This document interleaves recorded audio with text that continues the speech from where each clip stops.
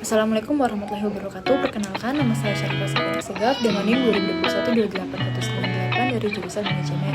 Di sini saya ingin membahas sedikit tentang pengangguran dalam perekonomian Indonesia.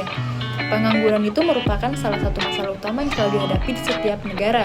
Jika berbicara tentang masalah pengangguran, berarti tidak hanya berbicara tentang masalah sosial, tapi juga berbicara tentang masalah ekonomi.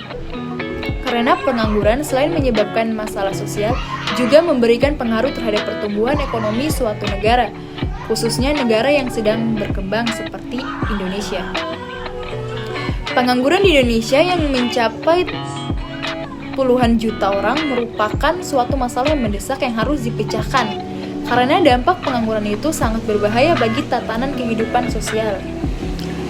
Adalah fakta bahwa berbagai kejahatan sosial seperti pencurian, penodongan, perampokan, pelacuran, jual beli anak jalanan, dan lain-lainnya merupakan dampak dari pengangguran.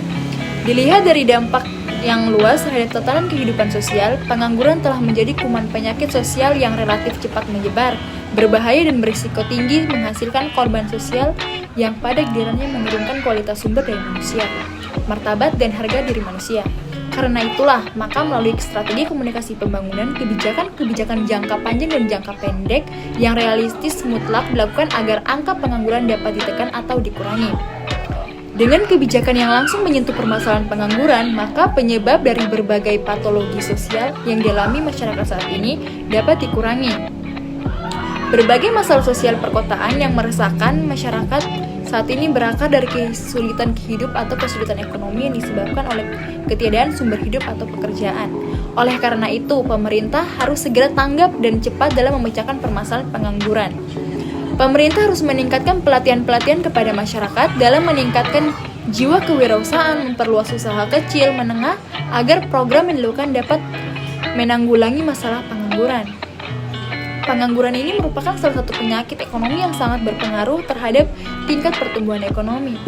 Pengangguran mengakibatkan orang tidak memiliki pendapatan dan mendorong mereka jatuh ke jurang kemiskinan.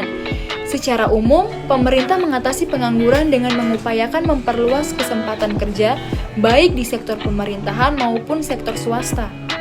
Masalah pengangguran selalu menjadi permasalahan yang sulit terpecahkan di setiap negara, sebab jumlah penduduk yang bertambah semakin besar tiap tahunnya akan menyebabkan meningkatnya jumlah orang pencari kerja, dan seiring itu tenaga kerja juga akan makin bertambah.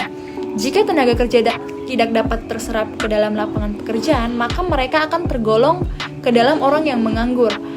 Pengangguran terjadi disebabkan antara lain seperti kondisi ekonomi, kebijakan pemerintah yang tidak berpihak kepada rakyat, pengembangan sektor ekonomi non-real, pendidikan yang rendah, dan memiliki keterbatasan lapangan kerja yang tersedia lebih kecil dari jumlah pencari kerja. Kompetensi pencari kerja tidak sesuai dengan pasar kerja, memiliki pendidikan yang tinggi tapi tidak memiliki peluang kerja dikarenakan tidak memiliki akses sehingga berpotensi untuk tidak dapat tertampungnya lulusan program pendidikan lapangan pekerjaan setiap tahun.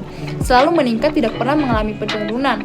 Budaya suatu daerah di mana yang bekerja itu hanya seorang perempuan saja, sementara kaum Adam tidak bekerja. Selain itu juga kurang efektifnya informasi pasar kerja bagi pencari kerja. Sekian dari pemahaman saya. Mohon maaf jika ada salah kata dan terima kasih.